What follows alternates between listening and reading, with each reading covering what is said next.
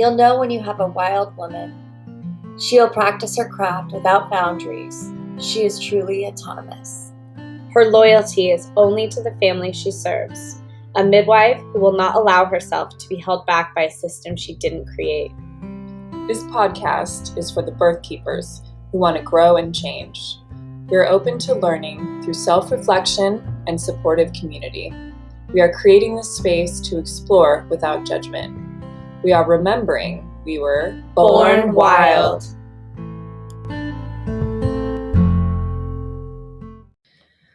All right, you guys, I have a really fun conversation that I'm about to have with one of my best friends in the entire universe, actually.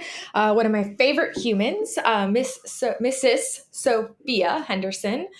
And I just want to welcome her to the show and say that I'm so excited for us to be having this conversation today.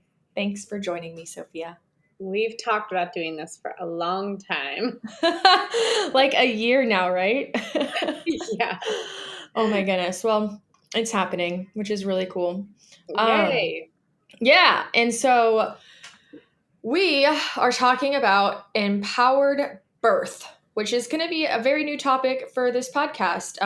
Although I think that like most of the episodes today, you know, there's been some concept of like self-healing and healing once you have maybe some chronic symptoms physically or healing things in the mind. But I am really passionate about personal power and people just in general taking their power back in whatever capacity that looks like. So I really want to expand and explore different areas and ways in life that we can take our power back. And so this is a really exciting topic to kind of break down and have you address for us today. So yeah. And as a little bit of background, Sophia is a midwife who really places an emphasis on empowering her moms in their birthing experience. So Sophia, how many births have you assisted now? Oh, I could tell you the exact number. 272, I think.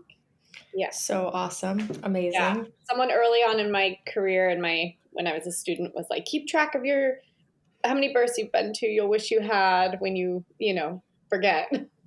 Yeah. So I write them down in my calendar, in my phone, and I hit repeat every year so that way every year it comes up and I'm like, oh, wow, this is a really popular day to be born. And I go to a birth, every other year on this day.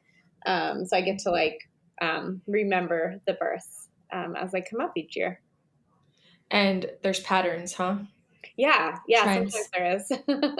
Yeah. Yeah. What inspired you, or what do you think is like the driving force behind your passion to really bring this element of personal power and empowerment for your moms when you assist them and guide them and support them through their, pregnancy and birthing experience? Mm-hmm. Yeah, because I thought I was so prepared when I had mine, and I would do it so differently now if I had my children now. I thought through my years of training to become a doula and, educating myself on patient rights and advocacy and, the idea that if you don't know what all your options are, you have none.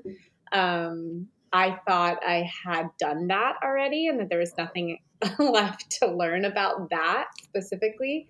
And then I was introduced to the concept of free birth or unassisted birth or family-centered birth. There's a bunch of different ways you can call it, where some women are choosing it just as a first choice and others are choosing it because they feel that they can't find somebody who will support them the way they want to birth. And maybe that means they want to try a vaginal birth after a cesarean and they can't find any medical provider who believes in that. So they just do it on their own. There's a few different reasons. Maybe it's a money piece. They financially couldn't afford to hire a home birth midwife, but they don't want to go back to the hospital. So they just do it themselves. And so I, learned about free birth and joined the groups and wanted to learn how I, as a midwife could support these families in getting birth certificates or showing up if they do have concerns and feel they, would like some medical support, but on their terms and what that means for myself and my license. And it's been an interesting journey. But yeah, as a mom, I had my son at home, and my daughter by cesarean. And I still believe to this day, if I had stayed home with her, I would not have had a cesarean. So, but the choice didn't feel like it was mine. As licensed midwives in California, there are certain laws that our license says we can or can't do. And one of them is a dating law. So as a licensed midwife, you are allowed to support families between 37 and 42 weeks. And I went into preterm labor at 35 and 6. And so the question just wasn't even in my head, do I stay or do I go? I just went. And I feel like if I had stayed, I wouldn't have had surgery. So those experiences really shaped me into who I am as a midwife today. Mm-hmm. Yeah, that makes sense. I know we've had lots of conversations about, I thought I was going to do things one way, but then you live your life and you have an experience happen and you never really know until you're in it. Yeah. So the thing I try to tell my families is 100% it should be your decision, because there is no like right way to do something, but just that like you were the one making the choice and that you felt like you were surrounded by people who could give you all your options and remind you what all your options are. And then honor you in deciding what route you want to take, because you're the one that has to live with it forever. So why should it be anyone else's decision? And then on the other hand, I understand why doctors, midwives, care providers want a hand in the decision making, because the state of California sees us as the responsible party. It doesn't even matter if the parents are taking full responsibility. They see us as the responsible party. So there's this fear, and how do we serve families when there's this like threat to our license around how we serve them, and how to hold the balance between that. And is it even possible? That's the journey I'm still on. Right. Yeah. Because because like unfortunately, a lot of doctors they're kind of caught in this kind of bind where they know that their license is at stake, or they could be, sued for malpractice, or just different things that might influence the decisions that they want to make regarding a situation.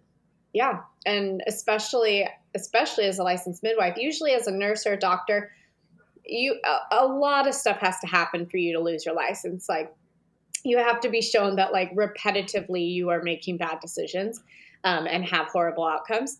As a licensed midwife, one thing happens and everything is reviewed for you. So it's just like even more sensitive for us to lose everything. But yeah. So, okay. So let's talk about, you kind of briefed a little bit on it, but maybe just go in a little bit more depth for anyone who's listening, who might be thinking, well, what does empowered birth even mean? Like you already said, you want to support women to have like their decisions on how things go about, but what does that look like? Because some people I could see, as you said, like some of us don't know what's possible. We don't know what decisions we could potentially make. We don't know what options there even are to explore, because we kind of just get taught there's like this one way that you do things. You get pregnant, you go to the hospital, or not the hospital, but you make a doctor's appointment, you go see your OBGYN, you get ultrasounds every so often. Like there's just this routine, there's a pattern that is just the general way that we approach pregnancy from early on all the way through birth. So yeah, I guess like explain it from your perspective and the perspective maybe of the majority of your mamas, what are the other options? Like what are the other paths and routes that future moms or potential like future parents out there could explore that they might not even be aware of are an option? Yeah. I mean, it all starts with storytelling for me. And that's why these podcasts are so important, to share stories and hear over and over again, like she did it and she did it and she did it and she did it, you start to broaden your scope of like your village, because if you have a network of friends and they've all done it one way, then that's the only way how, so that's why these podcast birth stories are so great for families to be able to hear of like all the different ways of doing things. And so for me, basically it starts with the first visit with a family where I'm feeling out where am I meeting them? Like, where are they at in their journey? Are they already like, I don't want vaginal exams. Like, I feel really in tune with my body and my baby, because that's one family. But then there's also a family who's like, I don't really know what I want, but I had a horrible birth experience and I know I don't want that. And I don't know what else there is. And so trying to figure out where they are, meeting them where they're at, and just building connection and relationship. I spend usually about 2 hours at most of appointments, just getting to know them and talking and sharing past birth stories that I've attended and witnessed, and then just seeing what perks their interest and what we want to dive deeper into. And I always just remind them that for most people, after you get pregnant, if you did nothing, you would just grow a baby and have a baby, like that. It's the default for most people. It's the default that you would just grow a baby and have a baby. And that all this other stuff is extra and, can feed our soul, can feed our body. And there are things that are important, but really like how you take care of yourself between your visits with your care provider, if you have one, is actually your prenatal care, your nutrition and your exercise and your mental health, and hopefully, ideally, you surround yourself with people who are contributing positively to that. For example, like when we talk about nutrition, which is usually every visit, at the first appointment, I ask them what their goals are for their nutrition. Instead of saying, you need X amount of protein and X amount of this, and you should be getting this in, I just try to see where they're already at and where they feel they need support around. And that's how we counsel their nutrition is, how are you doing on your goals that you're wanting to meet, and how can we support you to meet those goals? And the same to do with exercise and movement and their emotional health. And then every so often I have it auto sent, set up in an email in a program I have, where every week a topic is dropped in their inbox that I've written about. Maybe it would be about vaginal exams and how necessary are they really, and what happens if we just didn't do any, and when might it be helpful, and all these things. It might be about meconium, like if we see meconium in labor, what does it mean? And it's not telling them what the answer is or what they should do about it, but just kind of like starting the conversation, and then that way we can continue it in person when we see each other. But yeah, just reminding them that really the default is no matter what you do, like you're just going to have a baby, and all the extra stuff is fluff. And if it makes you feel safer and more loved and more cared for to do these things, then let's talk about that. But if it's just like all the tests, if it's just stressful to even think about doing all the tests, then why not just skip them? Mm-hmm. So what you're saying, and this is what I want to clear up for some people, is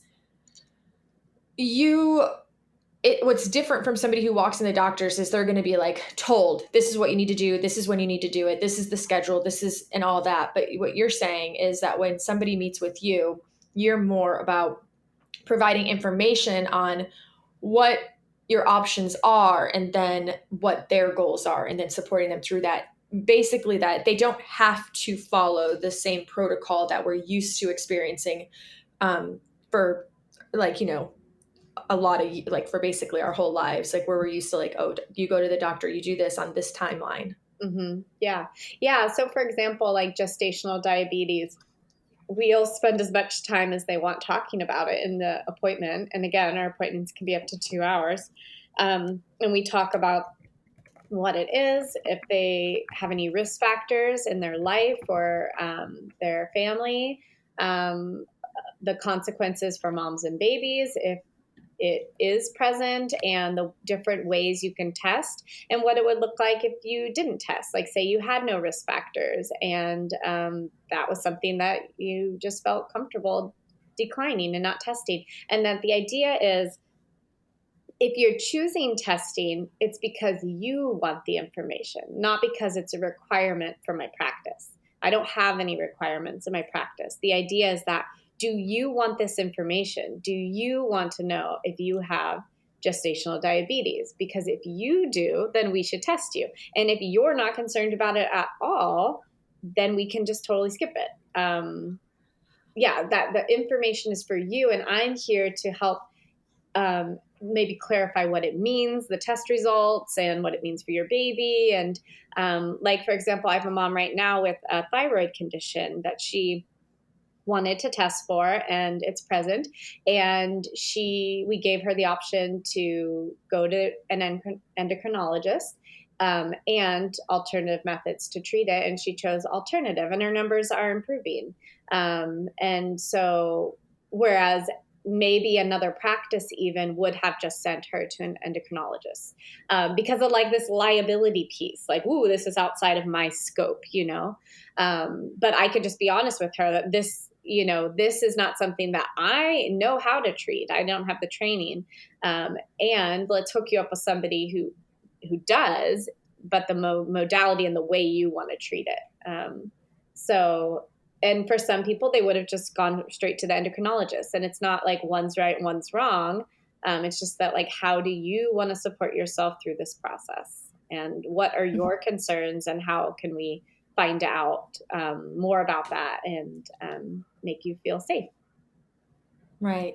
So I think the thing is, like, I know in my experience of even just witnessing and having conversations with people, is so many of us, I don't think we even realize we're giving our power away sometimes, or what that even means.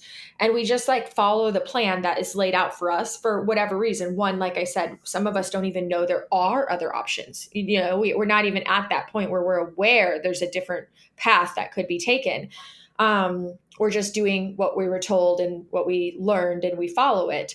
But like, so as we're listening to this conversation, it could be this thought like, wait, you mean to say that I don't have to do all these things? And when I say these things, you kind of refer to it as like all the extra stuff is fluff. So could you kind of break down some of the things that in our culture we typically expect is a requirement that could be considered optional based on what a woman prefers? Mm-hmm. Yeah. So start to finish, going to the hospital is totally optional. Having any care provider at all is totally optional. Checking mom's vitals, blood pressure, peeing in a cup, drawing labs, optional. Ultrasounds are all optional. Any of the tests like gestational diabetes, GBS, checking for that, those are all optional. Having anyone put their hands on your belly and measuring your fundal height and your baby's position are all optional. Having anyone's fingers inserted into your vaginas should be totally optional. Going anywhere when you are in labor should be optional. And who you have support you should be optional. And newborn procedures should be optional, like vitamin K injections or oral, erythromycin, the antibiotic ointment for the eyes. There is a test called the newborn screen where they lance the baby's heel, and that is, air quotes, required by law to perform, and it's still optional. There's a little signature box that nobody tells you about that you can just sign and decline. That's optional, even though it's required by law. So literally everything's optional. You could just, if you wanted to, live your life and grow and have a baby and do absolutely nothing. This was a conversation I had recently with a friend who lived kind of far away from me, wanted me to support her, was not sure about the money piece. And she was like, well, maybe I will just have you come for labor, and then I could just go to Kaiser to do all my prenatal care. And I said, well, what do you want from them for your prenatal care? Like in terms of tests? And she's like, well, yeah, I don't really want any of the tests. I said, so would you want, like, are you concerned about your vitals or listening to the baby? She's like, not really. I was like, why would you go then? She's like, because I'm supposed to. I was like, yeah, but you could also just not go. If you're not concerned about any of those things, then why would you go? She's like, I could just not go. And she did. She just lived her life, and I showed up and watched her have her baby, and that was the end of it. And I was like, look what you did, you know? And, you know, some people could be listening to this and could say, oh yeah, but like in my pregnancy, XYZ happened and I needed XYZ. And yes, sometimes things happen. I agree with those. I've seen those things happen. And for most people, for most healthy pregnancies and healthy moms and babies, you could just live your life as long as that makes you feel good. If you're sitting at home stressing about like, oh my gosh, I've never heard the baby's heartbeat, and that makes you concerned and worried, then that's actually not good for your pregnancy or your baby. So, you know, add in the things that help you to feel safe and secure, and but just know that you're choosing it, hopefully, and that your care provider recognizes that. Right. That's the big thing, is you're choosing it versus doing it just because it's what you're told. Yeah. And like a lot of times I'll be counseling families prenatally, and we'll get to the part where we talk about newborn procedures. For example, vitamin K injection for the baby. And I'm like, you know, what do you know about the vitamin K injection? They're like, oh yeah, we did that last time, so we'll do it again this time. I was like, no, that wasn't my question. What do you know about it? And they're like, nothing. And it's like, no, you don't have to just repeat what you did just because you did it with one child. Like, let's talk about what it is and why it's considered necessary, and what alternatives there are, and what it would look like if you decided not to do it. And some families decide not to do it when they were just going to sign up for it because they did it the first time. And it comes across to me as like, why is nobody talking to parents about this? They're just doing it just because they think they're supposed to, and they don't even know what it's for.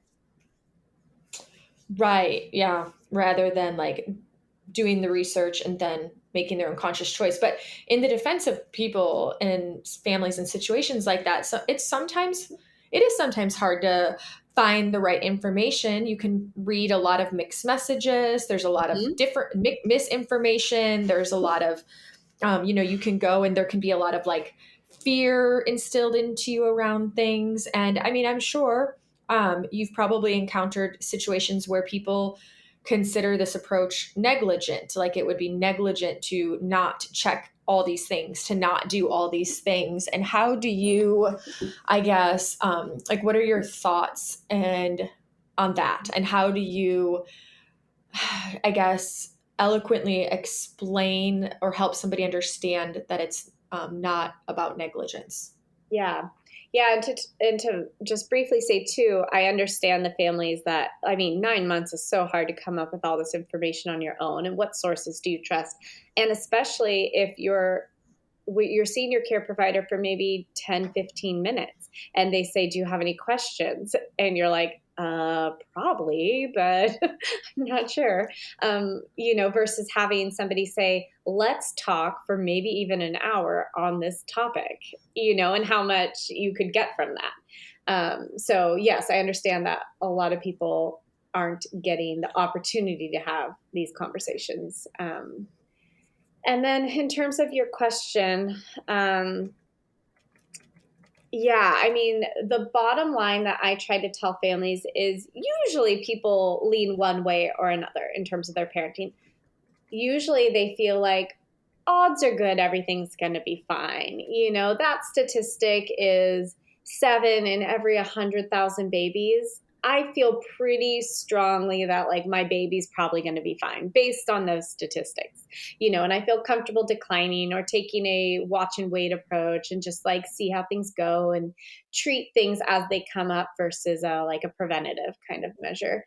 And then there's some families who are like, okay, yeah, that statistic sounds low. And also, what if it's my baby? because then the statistic doesn't matter. It's 100%, you know. I have one of those children personally who, you know, odds are good this was not going to happen to him, and it did. So there's no like right or wrong, but like maybe those families are like, you know, it's really not worth the risk to me, you know? And that's the bottom line, is that it shouldn't be me saying everyone should have this because I need to keep my license safe and make sure that, you know, everyone's doing the same thing to protect myself, to protect all the babies. Because if families are looking to me to make the decisions and they're saying, okay, vitamin K, do you think I should decline it or do you think I should take it? That is not fair for me to risk your baby's life. What if your baby is the one, you know? And I'm like, you should wing it. You should just risk it. What are the odds? And then something horrible happens to your baby. I can't be the one to make that decision. So of course the care providers are saying, well, maybe you should just do it, you know, just to be safe. So that is something that I'm constantly working with families on, is how to be the decision maker and how to take responsibility for your choices, for yourself and for your baby, because that's when the boundaries can be stretched, you know, and that's when you can say like, you know what, I feel really comfortable stretching the boundaries here and declining this. And some families are like, yeah, maybe for something else I would, but not for this. It's not worth it to me. But if they look to me to go, what do you think I should do? It's always going to be error on the side of caution. You know, if you just can't decide, like we should, you know, maybe consider being better safe than sorry. So I think it's safer for families and for babies to practice that skill of responsibility. It's important for the rest of your life. And this is where it begins, is with birth. You're saying taking personal responsibility for making the choice, making conscious choices. Yeah. And recognizing like, you don't have a crystal ball. Nobody does. Like nobody can promise you safety one way or another. There could be side effects to the vitamin K injection, you know, like there is no safety in life, guaranteed safety. And so you just have to do the best you can with the information you're given. And ideally you're given ample information to make your decision. And some people are like, I don't need the information. I like fully feel it in my body and in my intuition, in my soul, that this is the right way to go. And some people need to do the brain work and need the statistics and the numbers. And, you know, everyone has their process and does it a little differently.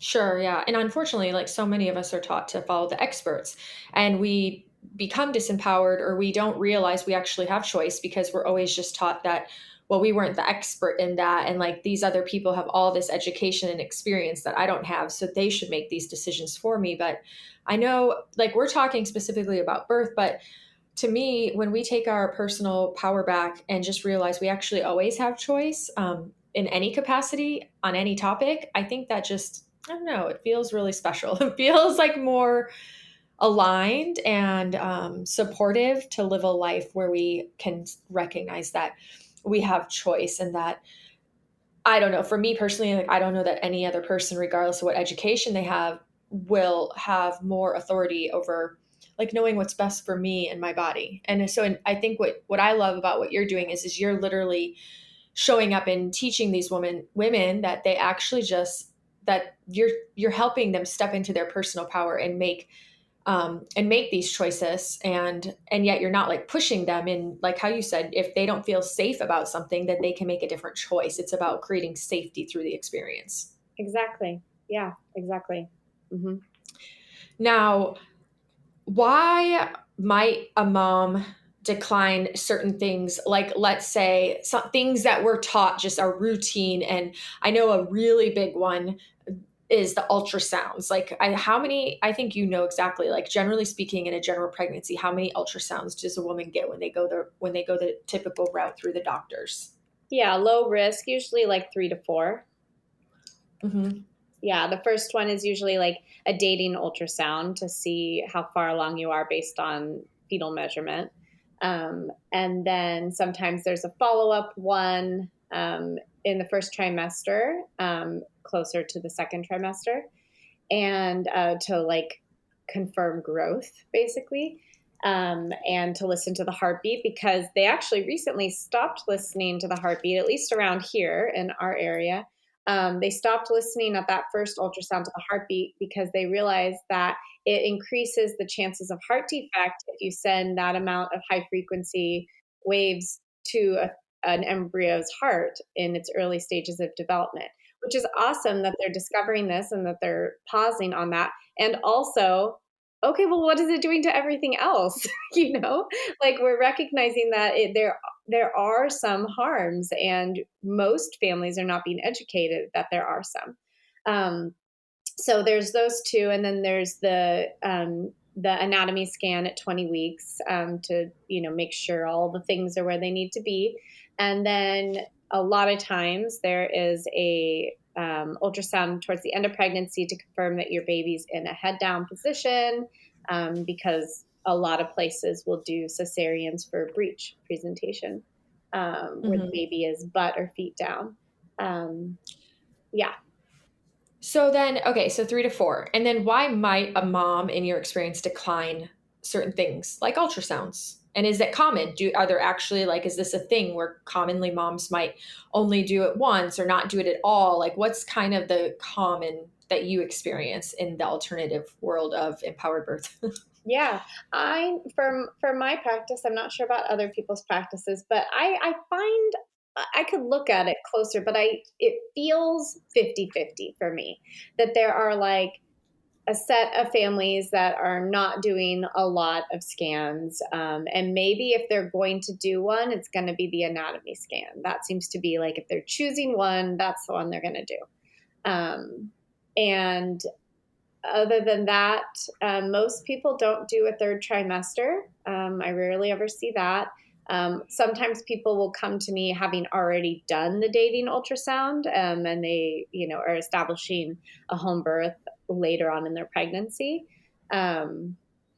Yeah, so it seems to be roughly 50-50, and the decision making goes around. I just educate them on what we do know about ultrasound waves and how it affects the fetus. And what we do know is that it increases the temperature of the fetus, that it causes bubbles basically in the cells of the fetus and the embryo, and that when we remove the technology, everything seems to go back to the way it was, but we're left wondering, what does this mean? Babies aren't being born obviously misshapen. It's not as simple as if you had an ultrasound, now your baby's missing limbs versus if you didn't, where it could be like, oh yes, clearly this is causing problems.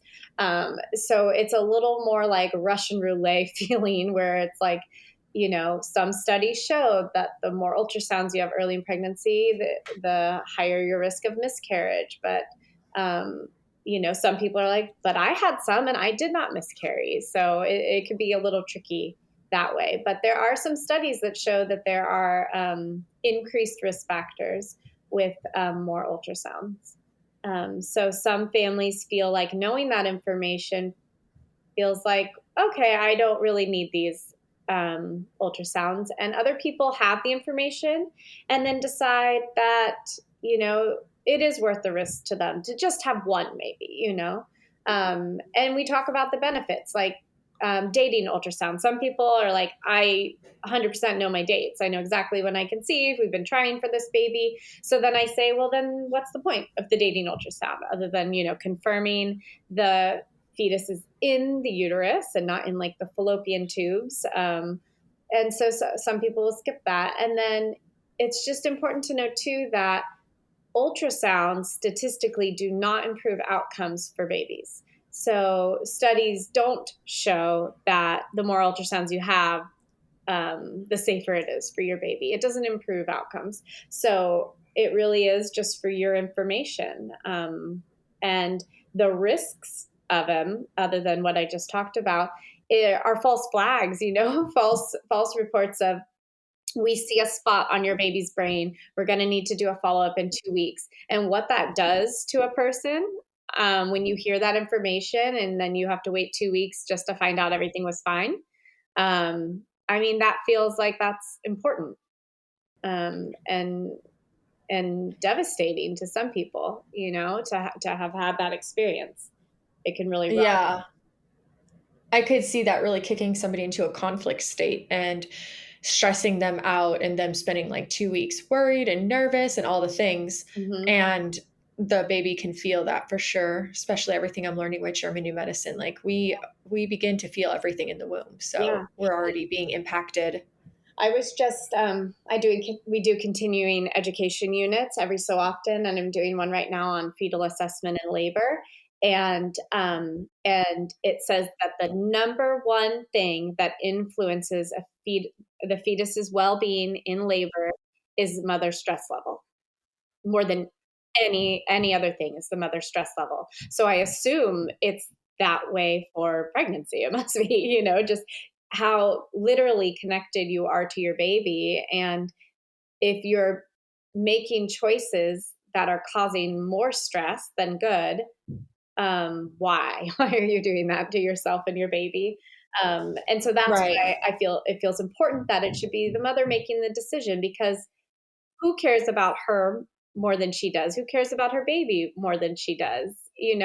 She's the one who cares about both of them the most, and she should be the one making the decisions. Yeah.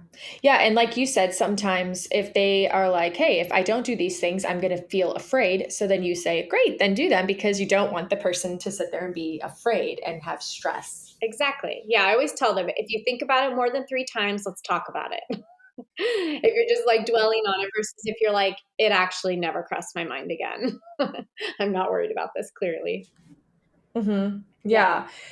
I don't know if, I feel like there's probably a certain type of, in general, clients that seek you out, but in general, have you encountered anybody who like they really do want to take this personal power and they want to be empowered through their birthing experience, like they want it, but yet there is still almost like this fear that they're not going to make a good decision or the right decision, or they're just like so afraid to make the decisions because they're not used to having that level of authority. Have you ever encountered anyone like that? Yeah, it's a conversation I have with other midwives too, because they'll say, "Oh, well, I think you just have a different clientele, because my clients want the vaginal exam to know how far along they are. They want all these things." Um, and and to that, I'd say that a lot of my clients come to me feeling that way too, and it's through the education and through the storytelling, where they decide that they want something different. But there are people who come to me that have a history of like anxiety, and these like mood shifts that like just it's really hard to overcome, and especially if they had like a past trauma, from a last birth or anything like that. It can get tricky uh, to talk yourself out of the fact that it could, maybe happen again. So I know, like personally, I chose to do an ultrasound with my daughter, an anatomy scan, solely because I felt like it was the responsible thing to do after my son had been born with a heart defect, among other defects. I, in my soul, like in my body, did not feel concerned about this baby, did not feel like it was necessary. And I felt like, ooh, like maybe there would be some judgment if I didn't, how irresponsible that would be to not like make sure this baby was okay. And that's the reason I chose it. It was not for myself. It was how other people might see the act of me not doing it. And I feel like that can be an influence for some families, choosing to do things not because they feel like they want it or need it, but the fear of like judgment or like that it's the only right thing to do. So that's a piece I try really hard to have like no attachment to how somebody does their pregnancy and their birth, like what decisions they're making. Because how could we possibly know what's good for them? Right. So really at the end of the day, it comes down to your approach is through education and storytelling, and then asking questions to have the mother and the father, the personal family, make the decisions that feel best for them. And then you support them through it without judgment. Yeah, giving them enough time. I had a mom who she had a hospital birth with a shoulder dystocia, and she was having care at the hospital and felt like she really wanted a home birth and set up care with me and was kind of doing care with both of us. And every time she would leave their appointment, she felt like, oh God, maybe I shouldn't be doing this. The midwife at the hospital told her it was the top 5 scariest births she's ever seen in her whole life, and she should just probably have a C-section this time.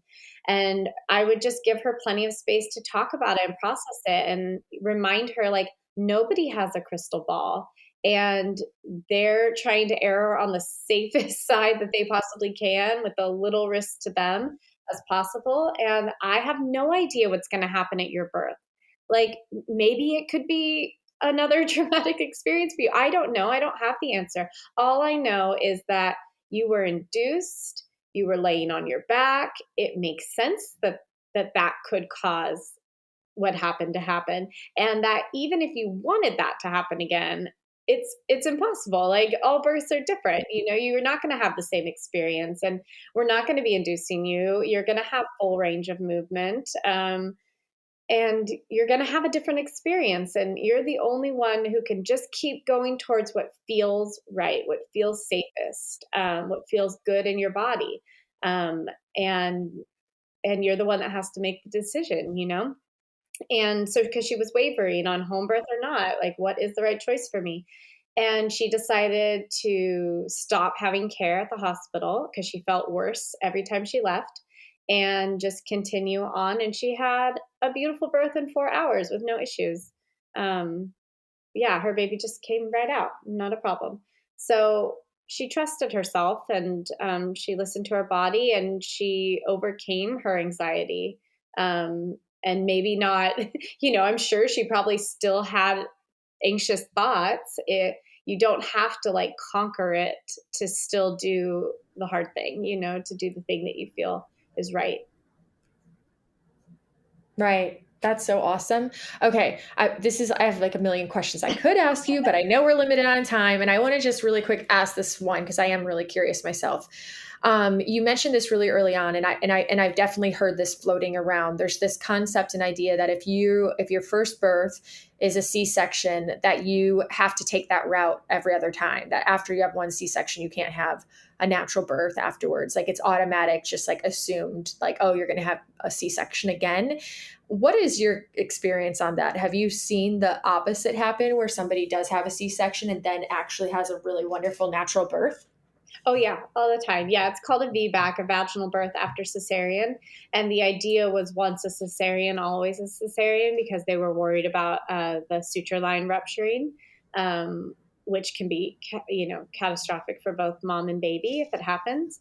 But that's the thing, that the risk of uterine rupture is actually lower than the risks of multiple cesareans, especially if you plan on having a big family, So like, if somebody's going to have one other kid and they'll end up with 2 C-sections, that risk is not as high as if a mom's planning on having 5 children and they're all going to be C-sections after that. Like, her risk goes way up with each cesarean of issues. So for some people, they feel more comfortable with what they've already experienced in the C-section, and they would rather take that risk. And for others, they decide that they want to risk a vaginal birth, because that's the thing, like, everything has risks. Everything you choose could be, you could turn out totally fine and it could all be safe, and everything has risks. And so that's something that we would talk about in depth. What are the risk factors? What are the numbers? If that's something somebody wants to go with. And other people are like, I don't need to know all the statistics. I feel in my heart that this is the right choice for me. And that's how I'm going to make my decisions. But yes, people can, I've even been at a birth where they had a vaginal birth after 3 C-sections. So yes, it's possible. And even special scars. I have a special scar where it's not just like the classical C-section scar, on your bikini line. But you could have like a T scar or a J scar, or, different types of incisions. And I have I'm in a group on Facebook where people share their stories of their scars and if they were able to birth vaginally, if they had a rupture, because ruptures do happen sometimes, even though it's very rare. So it gives people hope, these storytellings, like it is possible, and I am really willing to risk it. I want to try for this. That it's, should be the woman's choice always. Yeah. Yeah.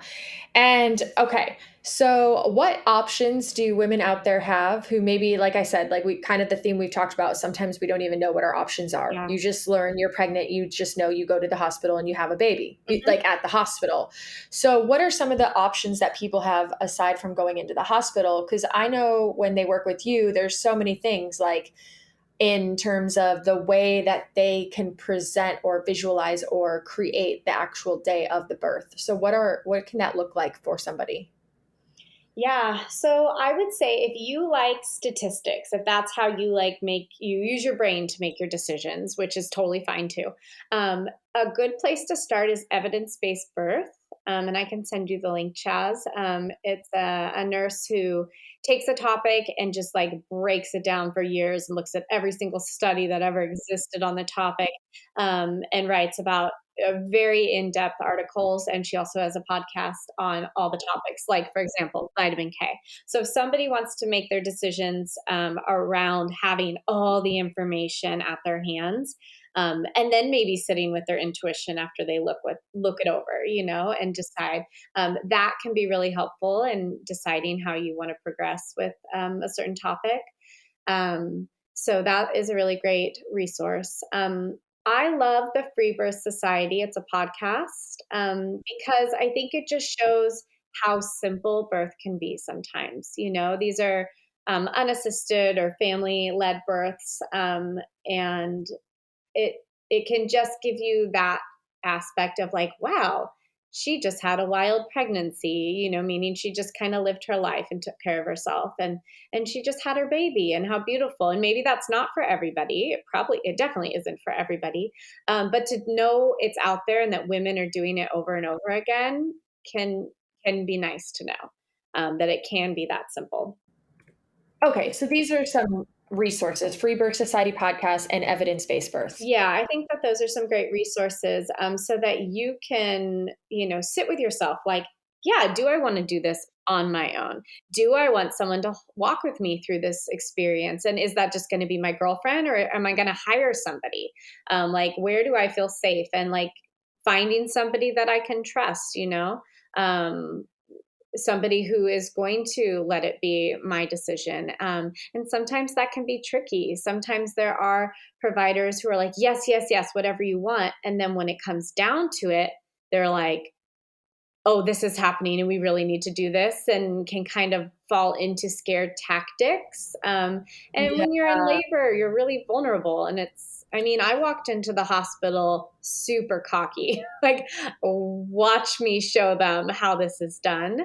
And I was in a C-section before I knew it. And I was like, what just happened? It's so hard when they start talking about the health of your baby and the risks you're taking to feel strong enough to say no to things. It really is hard.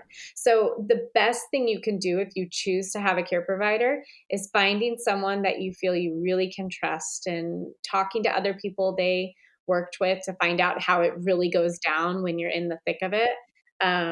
And finding out what they won't support, in terms of the laws. Every state has different laws on what licensed midwives can support, and what happens if my baby's breech, just so that you can decide if that's something that you want to continue with or not. Mm-hmm. That's awesome. Yeah. And then you also have a podcast too that people can use as a reference. Yes. Our podcast is called Born Wild, and it's geared towards, our idea when we started it was geared towards other birth professionals who are also questioning, how do I show up for families the way I want to, without putting my license first? How can I have this license but still show up in the way I want to show up, and honoring, parents' choice to choose. Gotcha. Yeah, and just questioning things like, why are we doing vaginal exams? What is this actually helping? So dialogues to just like really practice like learning and expanding and learning from each other and playing devil's challenging like status quo and exactly. Yeah. And a lot of families that birth with us will share their birth stories and their experiences. And then we also interview birth professionals around the world who are also questioning these things. that's so awesome. Thank you. I'm going to put links to all this in the show notes. Now, a question that I was asking earlier, those are all great resources, but I was really curious like about what alternative actual birthing processes people have in terms of if I'm a woman and I'm pregnant, all I've ever known is like, oh, you go to the hospital and you have a baby at the hospital. Mm-hmm. But like from being your friend and having so many conversations with you, I know that, well, as we've kind of been talking about, you can actually have your baby at home. Yes. And not only can you have your baby at home, you could like catch your own baby. Yes. You could have a baby in any capacity at home. Like I know you do a lot of like tub births, but there's probably other ways too. So what are just some of the general ways that women choose to give birth that are alternative to the hospital, just to give anyone who's listening just even insight into what's possible? Yeah. So there's birth centers, and the birth center can either be attached to a hospital or be completely independent of a hospital. And then you could have a home birth. I've seen hotel births. I've seen Airbnb births. I've watched a woman give birth in a sweat lodge. You can have a birth outside. I mean, all you really need to do is have enough room to open your legs and your baby can come out. It doesn't matter if it's on the toilet or in the shower or in a tub or what's that like Dr. Seuss book, like in a boat or on a train or in a plane or with a fox or with a dog.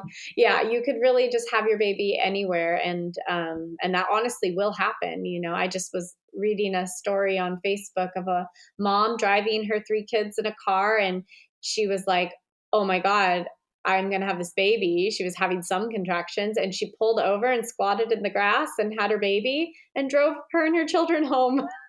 And her midwives were waiting there when she got there because she had let them know, like, I'm having contractions, I'm heading home. Yeah, and they like picked grass off him, and oh my goodness, like you could just have your baby, you know. So the biggest questions is where do you feel safe having your baby? And those are kind of the options you can choose from. And who do you want to surround yourself with? Is it just your family? Do you want to be alone? Do you want a midwife with you? Do you feel safest with a surgeon? How do you want to have your baby? And then a lot of people too can hire doulas who are kind of doing what I'm doing, but usually they're hired. You can totally have a doula for a home birth. They're amazing at home births. And a lot of times people hire them for hospital births because they're kind of like a patient advocate, and they'll help you know what your rights are and what all your options are, and help you build like a birth plan to show your care provider when you arrive. Because sometimes you don't even know who your provider will be when you show up. It's just whoever's on call. So you have this like written plan, almost like a written contract of what you do and don't want. And they'll help you walk through all those topics and figure it out together. That's so cool. How often do you have your moms? How often do you think that your moms that do home births end up kind of catching their own baby? The last time I caught a baby was not this last December, but the time before that. And that was when I was starting my questioning of that, because she was on hands and knees over the bed and I caught the baby, and I did not need to catch the baby. And I think it's so important to catch your own baby. There was a NICU nurse who just had, no, not a NICU nurse, a labor and delivery nurse who had her 3rd baby at home with us recently, her first 2 in the hospital. And I told her that I usually don't catch babies. And she was like, oh, okay, well, maybe I'll do that. She wasn't super attached to the idea. And she caught her baby, and later she was laying in bed and she started crying, and she said, I had no idea how important it would be to catch my baby. And now she swears that I've ruined her and she can't go back to work. Because every appointment she's like, yes, I want to decline blood pressure check. And I love that I can decline that. I was gonna say, see, like, how many women are just like, oh my God, this was amazing that I could actually do that. Like, yeah. I mean, I caught my son, and it was the most incredible moment of my life. Yeah. And I remember because my dad was recording, and in the video you hear him say, like, you just did that whole thing. You just did that whole thing by yourself. I was like, yeah, I did. So awesome. Okay. We're going to have to wrap up here, but I wanted to ask just last question, what is just your overall arching advice for anybody who's out there who, is listening and they're just like, I didn't even know what empowered birth was till today. I didn't know I had options. Or just what are you really passionate about that you want to share as your kind of final message with anybody who is listening on this topic? Yeah. I mean, really, the difference between fear and intuition. Fear comes across as a big story for me. It's got a lot of dialogue with it, a lot of explanation. And for me, my intuition is matter of fact. It is to the point. There's not a lot of dialogue. It's just this gut feeling, or just this nope, don't do that. And no explanation, no nothing. And I just have to be okay. And maybe I can't explain why I'm not going to do this, but I'm just not going to do it. And every time I've listened to that, I have not regretted it. And I think that that's just an important thing to fine tune in yourself, is how to tune out everyone else's stories that are causing fear, because fear is not the same as intuition. Yeah. That's good. I like that. That's such a good point. Thank you. And how can people connect with you if they wanted to reach out to you or just learn more or stay connected?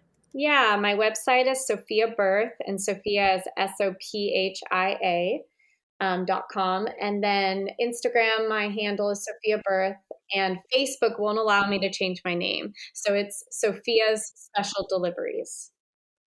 All right. Well, thank you so much, friend, for being here with me today and having this super fun chat on everything empowering about birthing and babies and pregnancy. I really appreciate it, and I'm excited to share this one. Yeah, me too. This is going to be on my podcast too. It's a win-win.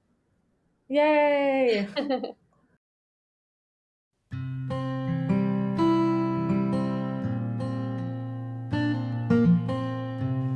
Thanks everybody for listening. You can find us at Born Wild Podcast on Instagram. For inquiries or feedback, you can email us at bornwildpodcast@gmail.com. You can find me, Emma Ray, on Instagram at Emma Ray, REA, Sophia at sophiabirth.com, and me, Leah, at Bay Area Home Birth. We would really appreciate it if you would rate and review us on Apple Podcasts. It helps us reach more people. And as always, stay wild.